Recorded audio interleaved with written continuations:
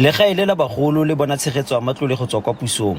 Fela matlole ao ga a lekana go duelela ditlhokwa tsa lona, di tshwana le dituelo tsa badiri. Re ka itumela thata ge re ka kry thuso from batho ba e leng gore ba batla go thusa mo centereng ya rona ka maintenance, go maintaina bo di-geyser-a yalo, go thusa ka ko kitchen ka maintenance, metlakase. Se se tlhola gore lehae la bagodi le nne le kgwetlo ya tsamaiso. Matlole yone ra bona go tswa go department ya social development,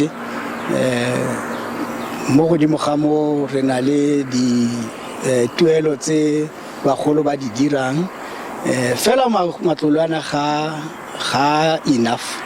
Moagi yo tshwenyegileng a re bagodi ga ba tshwanela go tlhoka sepe. I need Rotarus Old Age Home to be a very decent old age home for our senior citizens. Changes, proper bedding, medical staff. The building should be completely renovated. Lefapha la tlhabololo ya loago ga le ise le rebolele lehae la bagodi thuso ya matlole.